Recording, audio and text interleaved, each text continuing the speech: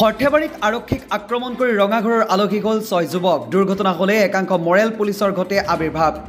বৰপেটা জিলাৰ সৰ্থেবাৰী আৰক্ষী থানাৰ অন্তৰ্গত বেঙাপাৰত নিশা সংঘটিত এক পথ দুৰ্ঘটনা কেন্দ্ৰ কৰি উত্তপ্ত পৰিস্থিতিৰ সৃষ্টি হয়।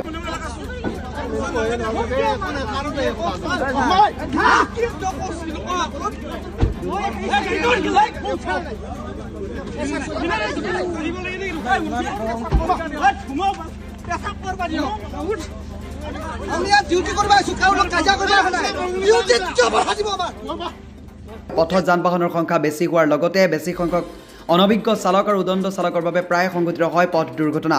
কেতিয়াবা সাধাৰণ লোকৰো এই দুৰ্ঘটনাৰ ফলত মৃত্যু হয়। ইয়াৰ মাজতে দুৰ্ঘটনা সংঘটিত অঞ্চলত প্ৰায় আবিৰ্ভাৱ ঘটে একাংশ মৰেল পুলিচৰ।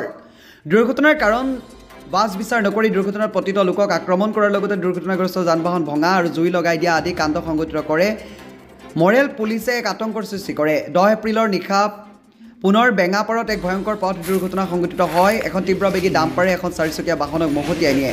দুৰ্ঘটনা সংঘটিত কৰিয়ে তীব্ৰ বেগত পলায়ন কৰে ডাম্পাৰসহ গুৰু গোসাঁই নমনা ডাম্পাৰ চালক। এই দুৰ্ঘটনাত 4চকীয়া বাহনৰ চালক হিমাংশু ডেকা কোনোমতে ৰক্ষা পৰে যদিও কিছু পৰিমাণে আহত হৈছে। দুৰ্ঘটনা সংঘটিত হোৱাৰ পিছতে সেই স্থানত উপস্থিত হয় স্থানীয় লোকে দুৰ্ঘটনাত আহত হিমাংশু ডেকাক শুশ্ৰূষা কৰাৰ লগতে প্ৰায় 2 ঘণ্টাৰ সাক্ষী হ'বলগীয়া হোৱা স্থানীয় লোকে উত্তেজিত হৈ পৰে। নিশাকে পথেৰে অহা আন এখন তীব্ৰবেগী ডাম্পাৰ স্থানীয় লোকে আগচি ধৰি জবাবদিহি কৰাক লৈ এক উত্তপ্ত পৰিস্থিতিৰ সৃষ্টি হয়।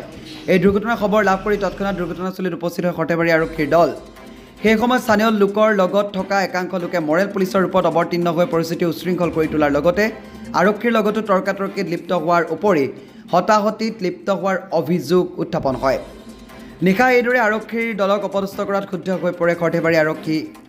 ঘটনা সম্পৰ্কত সৰ্থেবাৰী আৰক্ষীয়ে 50/25 নম্বৰ 199/2/2/2/122/2/2/324/5/351 ভাৰতীয় ন্যায় সংহিতাৰ ধাৰাত গোচৰ ৰুজু কৰি বেঙাপৰা গাঁৱৰ ধনমণি বৰ্মন, হৰেকৃষ্ণ ডেকা, ডেনিম ডেকা, পৰমেশ্বৰ বৰ্মন, লচিমাৰ খৰ্গমণি বৰ্মন, হালধিবাৰীৰ বিদ্যুৎ ডেকাক নিশা গ্ৰেপ্তাৰ কৰি আজি জেল হাজতলৈ প্ৰেৰণ কৰে।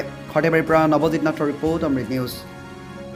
অমৃত প্ৰবাহ অসমীয়া সাপ্তাহিক কাকতৰ ডিজিটেল সংস্কৰণ অমৃত নিউজ, সত্যৰ সন্ধানত অমৃত নিউজ।